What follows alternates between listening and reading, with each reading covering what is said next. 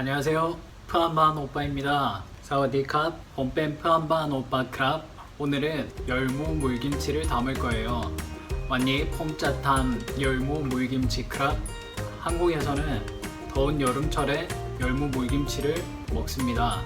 나이루두랑 티 브라테 까올리 콩까올리 첩긴 열무 물김치ครับ. 한국에서는 여름철에 무의 일종인 열무를 쉽게 구할 수 있지만 태국에서는 열무를 구하기가 어렵습니다. 그래서 저는 팥광뚱을 가지고 열무김치를 만드는데 정말 맛있습니다. 열무 크 찬있는 후아차이타오 และที่ประเทศเกาหลีหา열무ง่ายๆแต่ที่ประเทศไทยหา열무ยากๆครับแล้วก็ผมใช้ผักกวางตุ้งเพื่อทำ열무 물김치 แล้วรสชาติอร่อยมากครับ 더운 여름철에 열무 물김치를 한번 만들어 놓으면 여러 가지 음식을 만들어 먹을 수 있습니다. 나이루두런 타 쿤탐 열무 물김치 쿤탐 아한 라이라이 다이ครับ 자, 지금부터 저와 함께 열무 물김치를 만들어 볼까요? 떠니 폼짜탐 열무 물김치ครับ 탐 열무 물김치ด้วยกันไหมครับ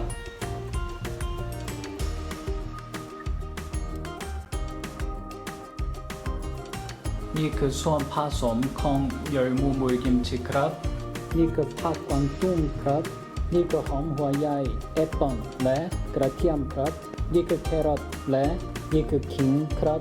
นี่คือเกลือที่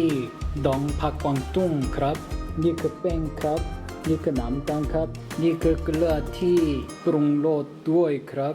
ตอนนี้ผมจะหั่นผักกวางตุ้งครับ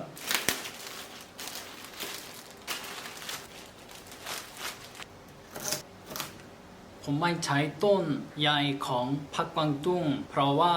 เนื้อสัมผัสไม่อร่อยครับ ผมจะใช้ใบและต้นแบบนี้ครับ ผมยังไม่รู้ว่าต้นไม้ของผักกวางตุ้งกินได้หรือเปล่า แล้วก็ถ้าคุณ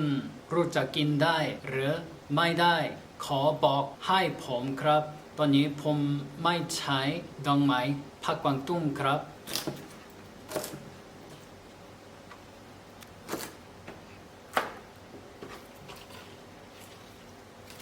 ตอนนี้ผมหั่นผักกวางตุ้งเสร็จแล้วครับ แล้วผมก็ล้างผักกวางตุ้งครับ ตอนนี้ผมล้างเสร็จแล้วครับ ตอนนี้ผมจะหั่นผักกวางตุ้งชิ้นพอดีครับ อาจจะ3 เซนติเมตรครับขนาดแบบนี้ครับ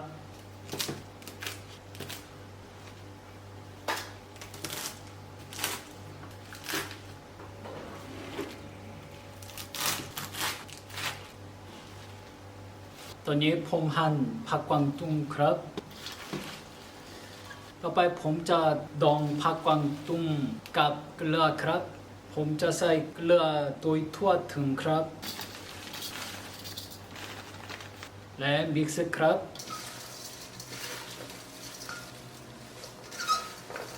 แล้วผมก็จะทิ้งไว้ผักกวางตุ้งนี้ใน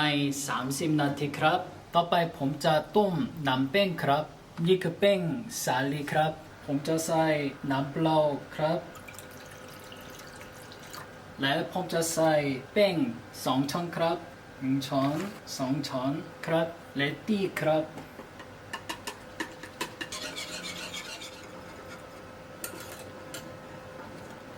ตอนนี้ต้มแป้งเสร็จแล้วครับเหตุผลที่ผมทำน้ำแป้งที่เรียกว่าในภาษาเกาหลีมิลการูพุลให้กิมจิหมักและรวมให้สดด้วยกันและทำอร่อยมากครับ แล้วก็ผมจะทำให้มิลการูพุลเย็นครับ ตอนนี้15 นาทีไปแล้วผมจะพลิกด้านครับ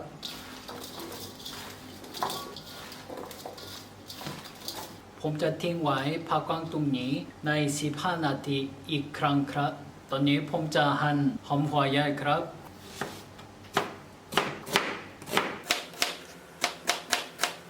เสร็จแล้วครับ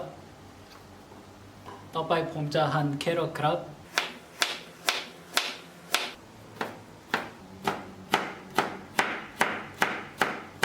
เสร็จแล้วครับตอนนี้ผมจะปั้นขิงกระเทียมและแอปเปิลครับอย่างแรกผมจะหั่นแอปเปิลและปอกแอปเปิลครับเหตุผลที่ผมใช้แอปเปิล1 ลูกคือทำให้ซอสหวานแทนน้ำตาลครับ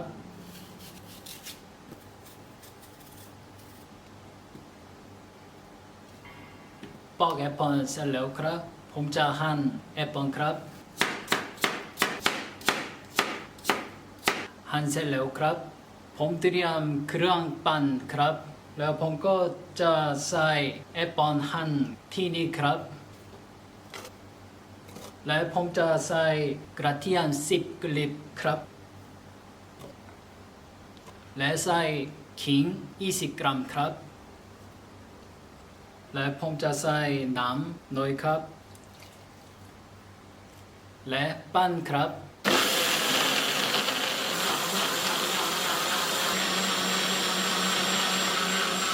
เสร็จแล้วครับตอนนี้15 นาทีไปแล้วครับผมจะพลิกด้านอีกครั้งครับตอนนี้ผักกวางตุ้งดองพอดีครับนุ่มๆครับตอนนี้ผมจะล้างผักกวางตุ้งดองครับ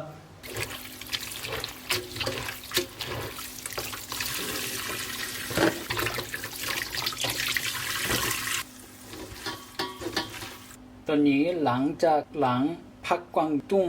ผมจะทำให้น้ำออกมาจากผักกวางตุ้งใน10 นาทีครับตอนนี้ผมจะทำน้ำซุปของ열무 물김치ครับอย่างแรกผมจะใส่น้ำปั้นครับและใส่น้ำ1 ลิตรครับและใส่밀가루 풀ครับ1 ช้อน2 ช้อน3 ช้อน4 ช้อน5 ช้อนครับและมิกซ์ครับน้ำซุปของ열무 물김치เสร็จแล้วครับต่อไปผมจะใส่ผักกวางตุ้งดองที่นี่ครับและใส่หอมหัวใหญ่และแครอทหั่นครับ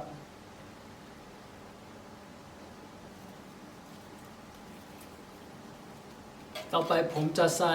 น้ำซุปครับต่อไปผมจะใส่น้ำเปล่า2 ลิตรอีกครั้งครับ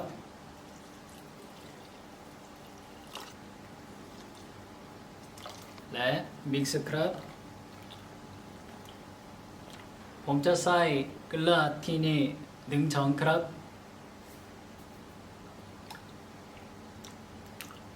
ตอนนี้열무 물김치เสร็จแล้วครับตอนนี้รสชาติ열무 물김치ไม่อร่อยครับแต่ถ้าให้อยู่3 หรือ 4 ชั่วโมงที่ห้องครัวไม่ใส่ตู้เย็นแล้วรสชาติจะออกมาจากผักกวางตุ้งครับแล้วก็คุณสามารถเก็บในตู้เย็นและกินแบบเย็นๆครับ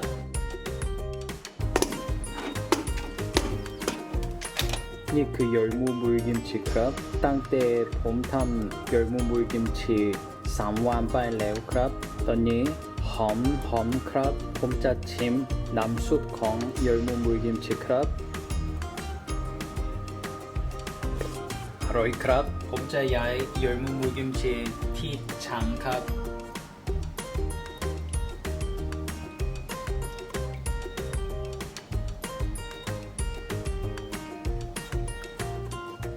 เสร็จแล้วครับ드디어 열무 물김치가 완성됐습니다. 맛있어 보이죠? 두나 아로이마이카 제가 맛을 한번 보겠습니다. 떠니 폼짜침 열무 물김치 크랍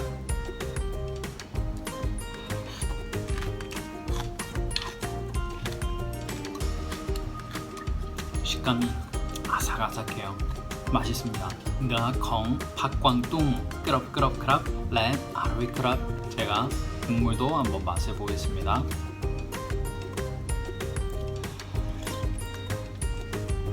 시원하고 제대로 맛이 우러났어요. 정말 맛있어요. 남숨니 옌옌캅 랩 아로이크랍 열무물김치를 만들어 놓으면 다양한 요리를 할 수 있습니다. 다음 영상에서는 제가 이 열무물김치를 가지고 다른 요리를 해서 보여드릴 테니 기대해 주세요. 봄짜탐 아한 뎁은 깝 열무물김치 까루나 러사크루크랍. 오늘도 감사합니다. 다음에 또 만나요. 커큰크랍 사와디캅 레오포깜마이크랍.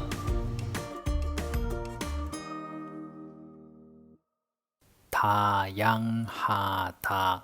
다양하다. 우리 가족은 직업이 다양하다. 우리 가족은 직업이 다양하다. 다음에, 다음에. 다음 단어를 태국어로 번역하십시오. 다음 단어를 태국어로 번역하십시오. 다르다, 다르다.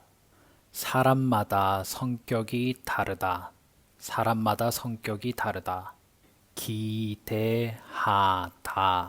기대하다. 나는 내일 남자친구, 여자친구를 만나기를 기대하고 있다. 나는 내일 남자친구, 여자친구를 만나기를 기대하고 있다.